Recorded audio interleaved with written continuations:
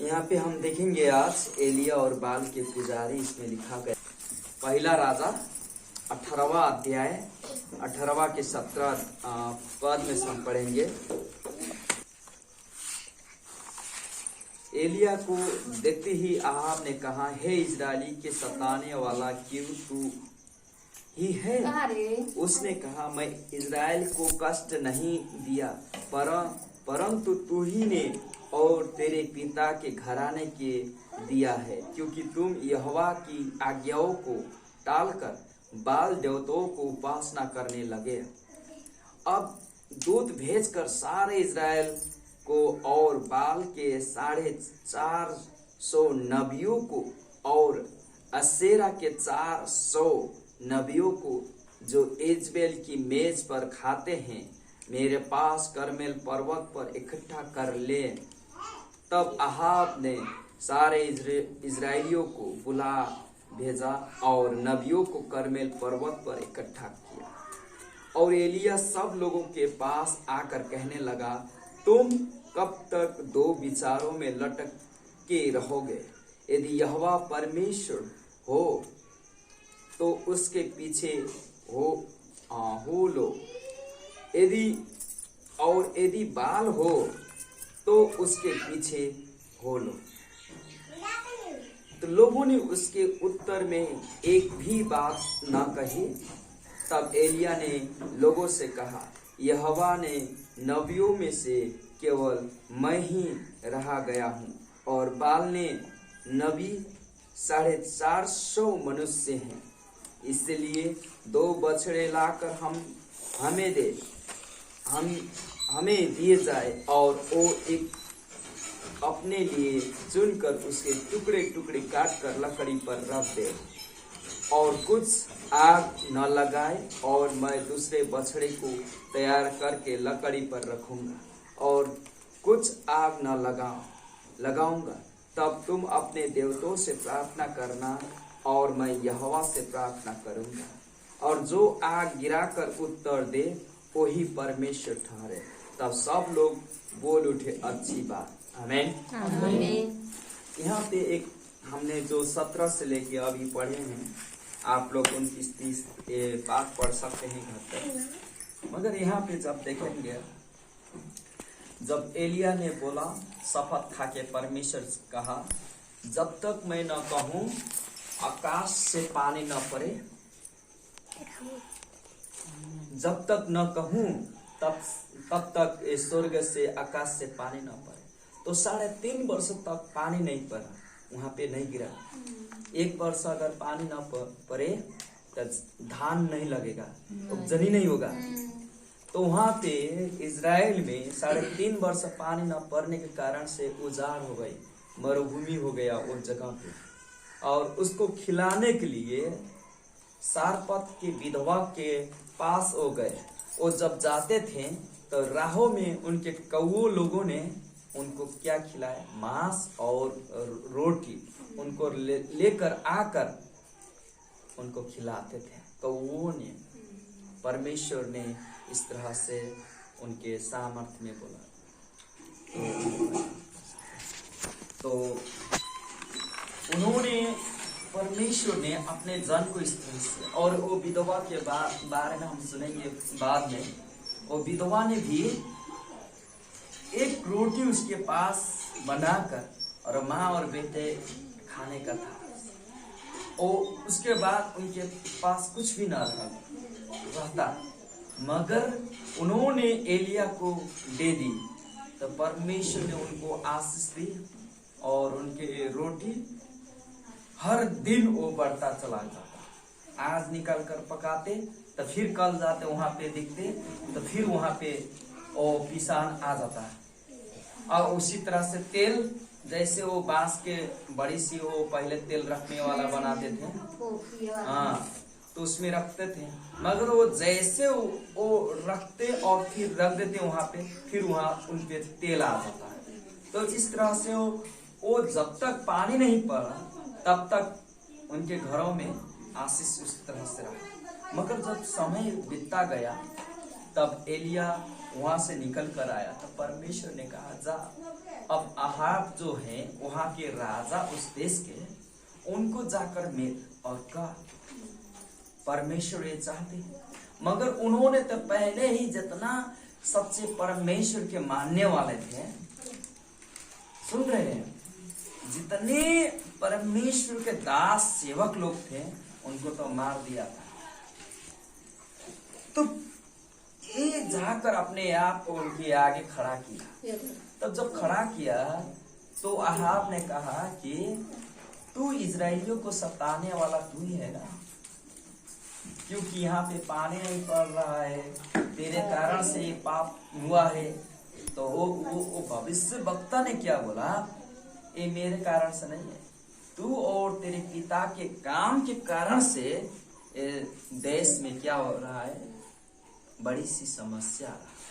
तो उन्होंने एक बात बोली, तू एक करमेल डांडा है, पर्वत है, वो पहाड़ों में जितने बाल देवता, कहने का मतलब बाल देवता कहने का मतलब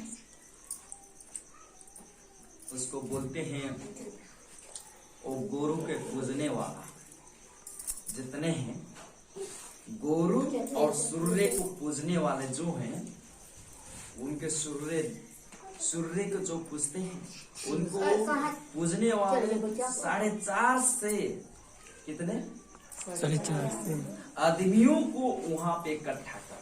और स्त्रियों में से एक इजबेल स्त्री थी, वो उसके रानी है इजबेल। उन्होंने भी कहा, एक स्त्री है डायना, या कहने का मतलब उस जगह में एक नाम लिया गया है असेरा। असेरा भी एक वहां पे देवी है, तो उसको भी पूजने वाला को इकट्ठा कर 4.5 से। तब उन्होंने कहा अच्छा ठीक है। तब जब वो लोग जम्मा इकट्ठे हुए, तब वो कहा कि देख लो इजराइलियों, अगर तुम लोग जिसको मानते हो, अगर वो सच्चे में भी वो परमेश्वर है, वो यहोवा है, तो जो यहाँ पे एक वेदी बनेगा तुम लोगों को, उसमें एक बैल को लेकर आओ, उसके काट कर वहां पे रखो एक लकड़ी के ऊपर। अगर ऊपर से स्वर्ग में से आग वो गिरा के उसको ले ले भस्म करके, तो मैं मानूंगा कि तेरा बाल देवता ही तेरा परमेश्वर है। अगर नहीं हुआ वो, तो मैं भी एक वेदी बनाऊंगा, उसमें लकड़ी रखूंगा, उसमें मैं भी एक बैल, कहने का मतलब गोरू बछेड़ा जो है वो लेकर आऊंगा, और मैं भी प्रार्थना करूंगा।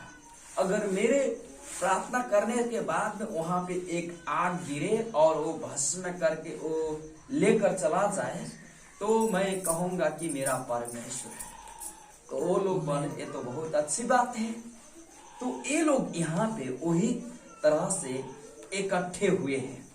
तो वो लोग अपने तरीका से वो एक वेदी बनाते हैं और काटते हैं, वहां पे रख देते हैं मांस, और कहते हैं कि प्रार्थना करते हैं। 4 से 50 भविष्य वक्ताओं, कहने का मतलब अभी सोखा तंत्र मंत्र करने वाले को जैसे बुलाएंगे तो 4 से 50 नहीं, हजारों लाखों लेकर जाएंगे इस देश में से, नेपाल में से और इंडिया में से, है कि नहीं। उसी तरह से उस देश में तंत्र मंत्र करने वाले बहुत ज्यादा लोग थे, मगर दो पुजारी में से एक इसेरा जो देवी है, उसको बहुत ज्यादा माना जाता था वहां पे, तो उनको बुलाया गया। और सूर्य देवता को जो माना जाता था, तो वो भी उनको बुलाया गया, तो वहां पे रखे और बहुत प्रार्थना करने लगे। जैसे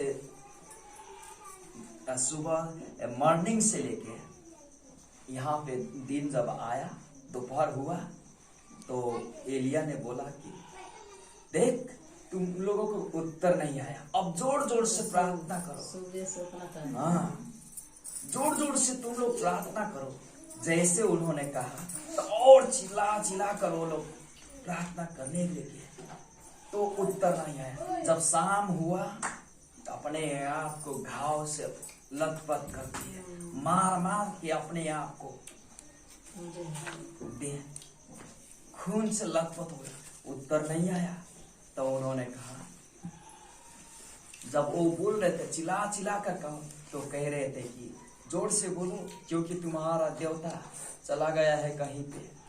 उनको बुलाओ, वो सुन नहीं होगा, वो सो रहा होगा, उसको जगाओ जोर जोर से बोलकर। वो उत्तर नहीं दे रहा है, कहीं पे दूसरे कहाँ चला गया है, उसको बुलाओ जल्दी, अपने अपने से मारो। यहाँ पे लिखा गया है, मैं आपको कहूंगा। दोपहर को एलिया ने एक कहकर उनको ठट्ठा किया, ऊंचे शब्द से पुकारो, वो तो देवता है, वो तो ध्यान लगाया होगा, ये कहीं गया होगा या यात्रा में होगा, या हो सकता है कि सोता हो और उसे जगाना चाहिए। और उन्होंने बड़े शब्द से पुकार करके अपनी रीति से अनुसार से छुरियों और बछड़ियों से अपने आप को ये तक घायल किया कि लहू लुहान हो गए। वो लोग कितने 4.5 से थे, कहने का मतलब 8 से 9 से पुग गए, मगर वो लोग खून से लथपथ हो गए। लहू लुहान कहने का मतलब इस उतने लोग के कहीं कहीं नशा कट जाए, कहीं से क्या हो जाए, हाँ, अपने को मार मार के वो जगह में कितना खून हो गया, मगर उत्तर नहीं आया।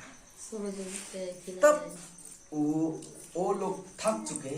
तब उसने बोला, एलिया ने बोला, अब मैं प्रार्थना। आमीन आमीन। वो प्रार्थना करने के लिए जब आया तो उसने घुटना टेक कर, उन्होंने पहले तो प्रार्थना करने से पहले कहा, इतने बड़े 4 फीट नीचे गड्ढा खोदो, कितने 4 फीट, और उसके बाद में लकड़ी वहां पे रखा और बोला कि बड़ी बड़ी पानी उसमें भर दो।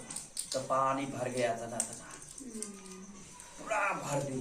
वहां पे वो रखे और बेदी बनाए 12, क्योंकि 12 कुल कहने का मतलब याकूब के घराने 12 बेटे थे, तो 12 अब्राहम को। तब उसने प्रार्थना करना लगा, हे अब्राहम का परमेश्वर, इसहाक के परमेश्वर, याकूब के परमेश्वर, मैं तेरा सेवक हूँ। इसमें लिखा गया है, मैं पाठ करूंगा।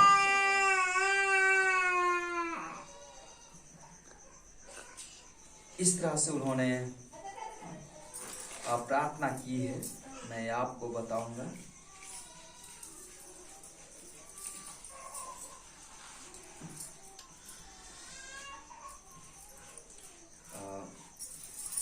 हे अब्राहम, इसहाक और इज़राइल के परमेश्वर यहोवा, आज ये प्रकट कर कि इज़राइल में तू ही परमेश्वर है और मैं तेरा दास हूँ, और मैंने ये सब काम तुझसे वचन पाकर किया है। हे यहोवा, मेरी सुन कि लोग जान ले कि हे यहोवा तू ही परमेश्वर है और तू ही उनका मन लौटा लेता है। तब यहोवा की आग आकाश से प्रकट हुई और होम बलि की लकड़ी और पत्थरों और धूली समेत भस्म कर दिया। आमीन आमीन। वो जब प्रार्थना किए तो आकाश में से बड़ी आग उनमें गिरा, और उनमें पत्थर भी था और पानी भी थी, और वो भी जो बछड़ा जो भी बलि रखे हैं वो भी भस्म हो गए। आमीन आमीन। तो देखो जरा, संसार में इसी तरह से होता है। जो संसार के देवी देवता और फोटो के मानने वाले हैं, मूर्तियों के मानने वाले हैं, वो लोग बड़ी बड़ी वो नहा के सज धज के घंटी बजा के वो पूजा करते हैं, मगर उनमें से उत्तर नहीं आता है। मगर जो अंतस्करण से एक परमेश्वर का सच्चा आराधक हो ना, एक परमेश्वर का सच्चे मन से पुकारने वाला परमेश्वर का जन खड़ा हो जाए ना, तो वहां वो कितने वर्ष से वो किसी पत्थर के आगे घुटना टेक रहा हो, मगर वो अंतस्करण से परमेश्वर के एक शब्द से पुकारे तो उसमें आशीष रहता है। आमीन आमीन।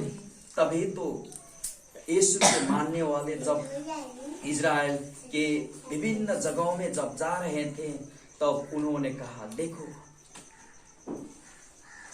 ये लोग इजरायली जब मूसा के मूसा के पीछे पीछे चलने वाले जब चल रहे थे, तो देखो ये संसार के उलट पुलट पारने वाले है।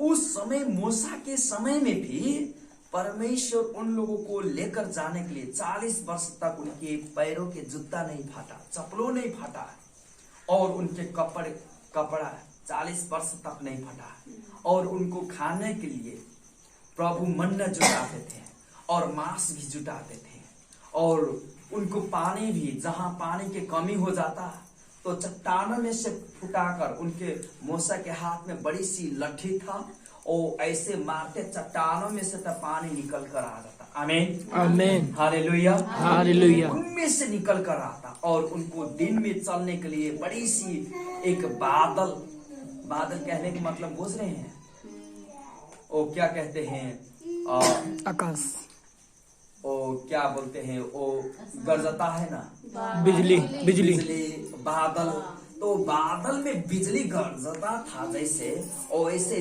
घूम घूम के उनके आगे आगे चलता, तो वो लोग चलते हैं।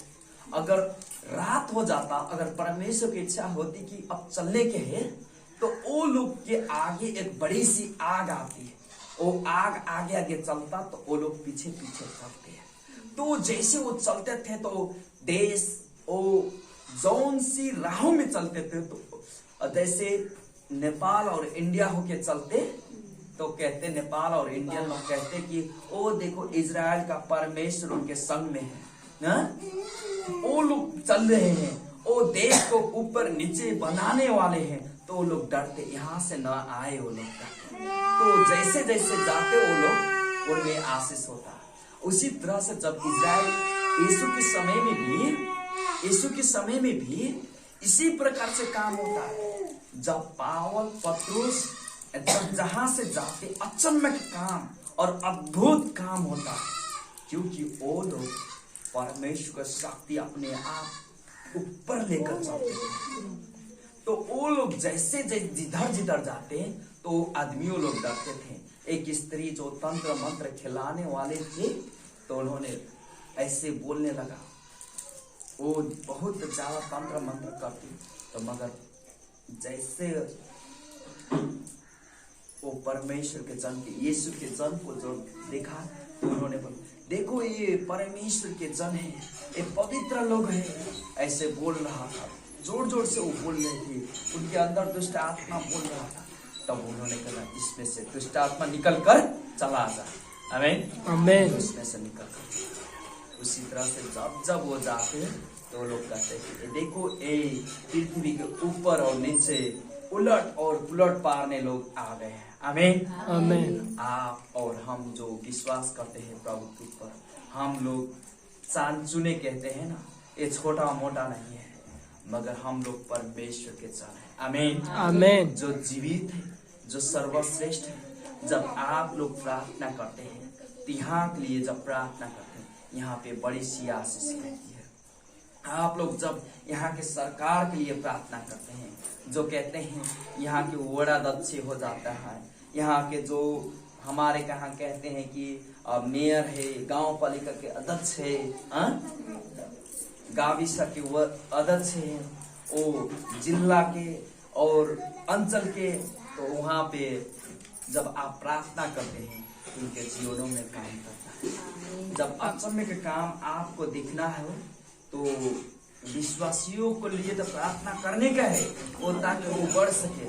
मगर जो अविश्वास में है, उनके लिए जब प्रार्थना करेंगे, अद्भुत और अचम्भे के काम देखेंगे। आमीन आमीन। तो आपको प्रार्थना में रहने का है। आपको नहीं कहूंगा कि 4 से 50 लोग जैसे कर रहे थे उसी तरह से आप करिए, हम नहीं कहेंगे।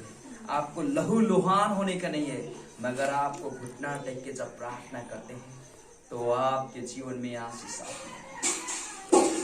आपकी थोड़ी बहुत दुष्ट आत्माएं आपको रोक सकती है। थोड़ा बहुत हो सकता है आपके घर परिवार के कारण से आपके जीवन में बाधा अवरोध हो सकता है। कोई तंत्र मंत्र चलाने वाले बाण के कारण से हो सकता है।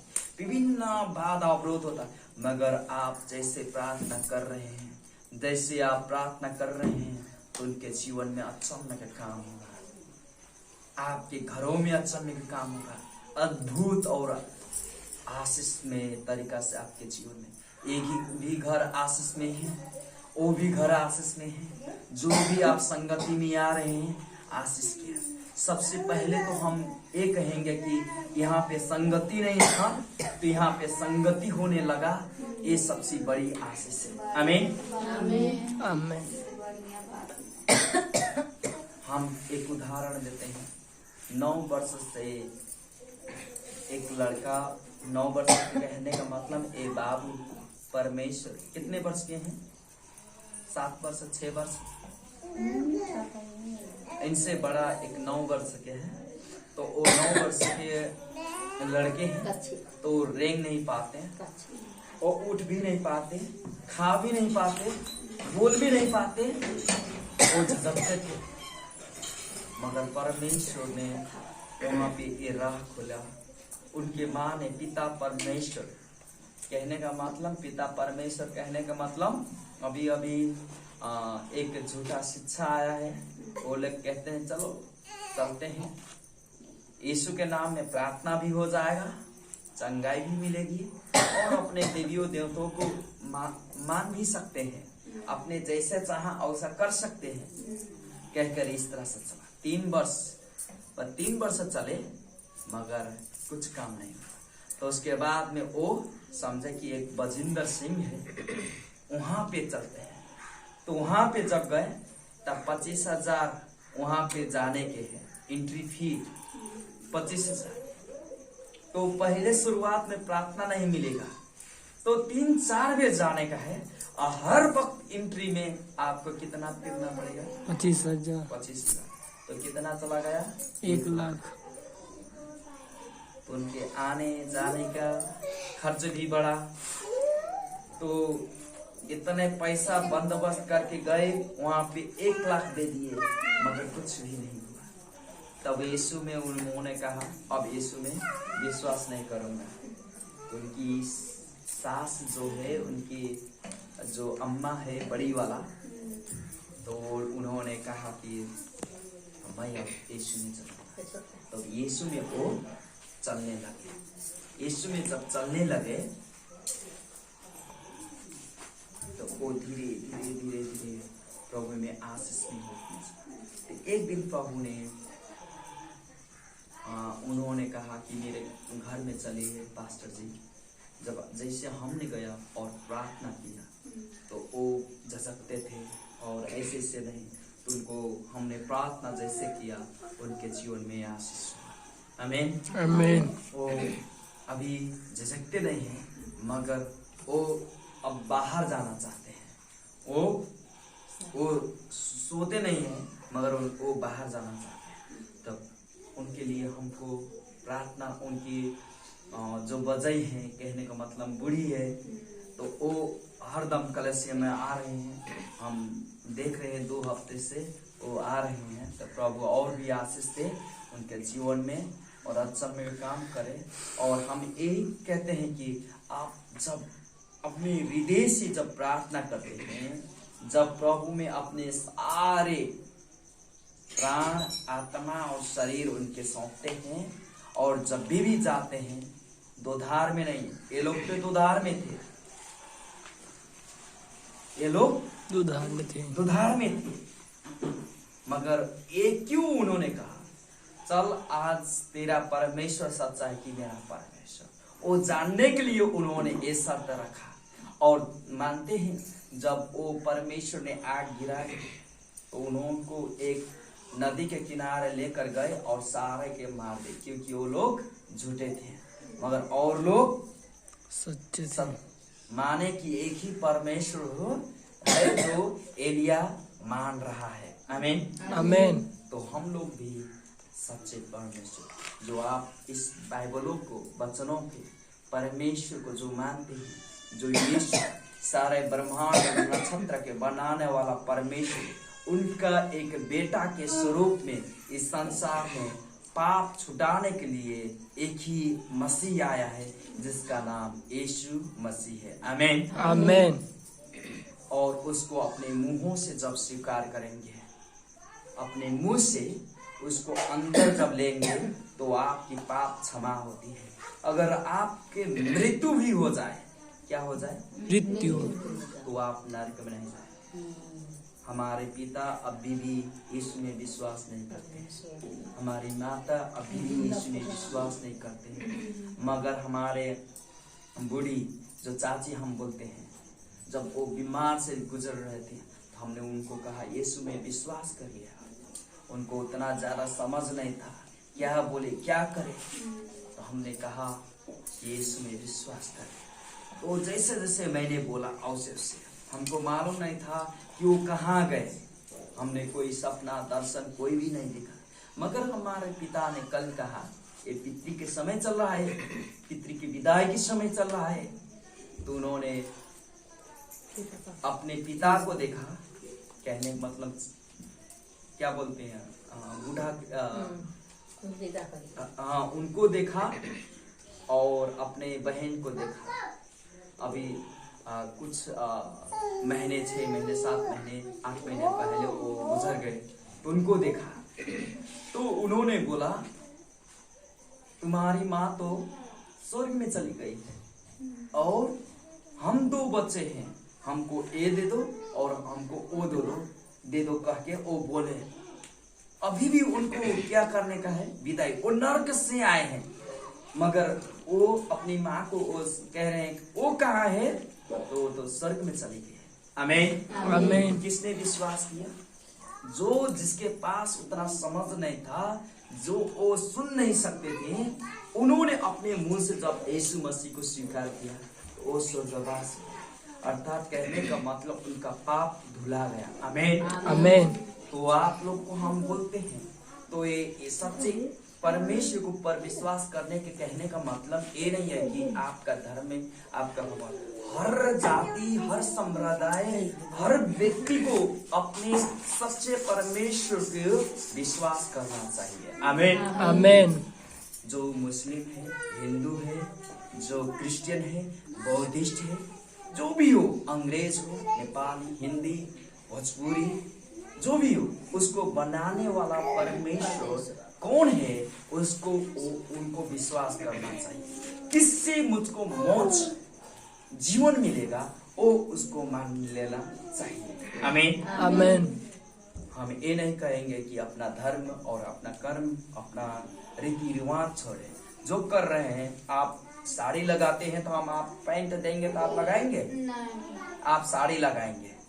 हमको आज पैंट पसंद है तो हमको कहेंगे चलो 30 साल पहले चलते हैं, धोती लगाओ, तो हम अपने रीति रिवाज छोड़ दिए हैं कह के कहना पड़ेगा? नहीं, ऐसा नहीं। आपके साड़ी लगाते हैं तो साड़ी लगाइए, हम आप पैंट लगाते हैं तो हमारा पैंट है, क्योंकि हमने नहीं छोड़ा है रीति रिवाज। हमारे पहले से पहले लोग वो रीति रिवाज छोड़ दिए पैंट के लिए। यहाँ पे तो पैंट नहीं था, एक लुंगी था, तो उन्होंने छोड़ा, मगर हमने नहीं छोड़ा। जैसे उन लोगों ने जाना और बुझा कि एक मोबाइल अच्छा है, टेलीफोन से बढ़िया है, एक कैमरा से बढ़िया, एक मोबाइल में कैमरा खींच लेता है, तो जैसे समय बदलता हुआ गया, वैसे ही हम पहले यीशु मसीह के नहीं जानते थे कौन है यीशु, उद्धार मिलती है कि नहीं मिलती है वो भी हमको मालूम नहीं था। मगर जैसे समय बदलता गया, आता गया, प्रचार होता गया, हमने सुना यीशु में उद्धार और मुक्ति है, हमने यीशु के ऊपर विश्वास किया। आमीन आमीन। और जैसे आप लोग के बीच में आया है, हम कह रहे हैं कि यीशु में विश्वास कर लो। आपको इच्छा होगा तो आप विश्वास करेंगे, आपको इच्छा ना होगा तो आप नहीं करेंगे। उद्धार और मुक्ति के लिए एक ही मार्ग है, जो यीशु मसीह है। आमीन आमीन। हम तंत्र मंत्र करने वाले वो भी गए, आप लोग भी कितने लोग तंत्र मंत्र करने के पहले गए होंगे? हम भी तंत्र मंत्र करने के पास कितने बार गए। एक आ रही हैं जो 9 वर्ष की घटनाएं बताए, हमने बताई गवाही, उन्होंने बोला हम कितने झाड़ फूक किए। एक आदमी आता और कहता 8,000 दे दो, हम ठीक कर देंगे।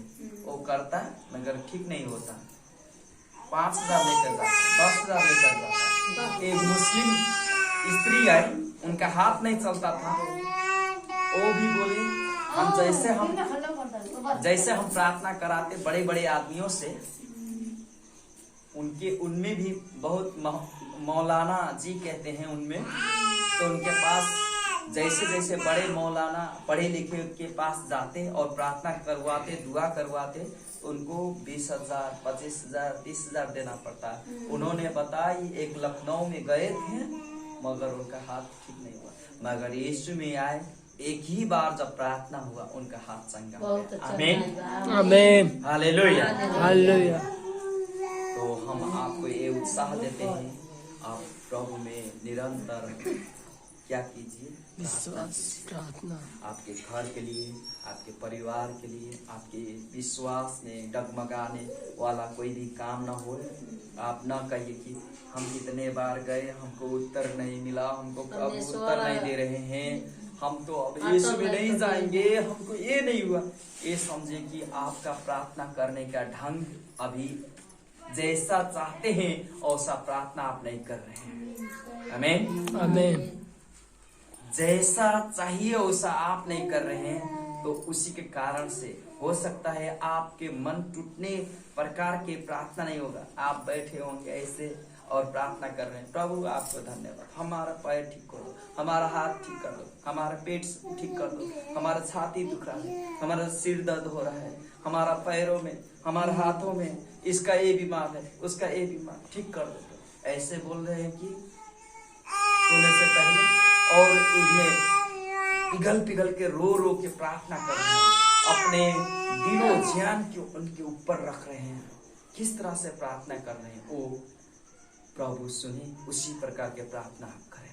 आमीन, आमीन। आपका प्रार्थना का उत्तर नहीं आ रहा है तो आप प्रभु से बोलिए कि प्रभु हम किस तरह से प्रार्थना करें, क्या चाहते हैं मेरे जीवन से, किस प्रकार के प्रार्थना, अगर उस तरह के प्रार्थना मैं नहीं कर रहा हूँ तो मुझको सिखा और प्रार्थना करने के लिए, ताकि मैं एलिया का जैसे प्रार्थना कर सकूं। आमीन, आमीन।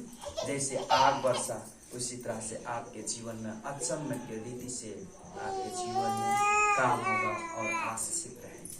Hallelujah, hallelujah. प्रभु के वचन हम आपके उत्साह के लिए यहीं पे रखते हैं और आपके घरों और परिवारों में आशीष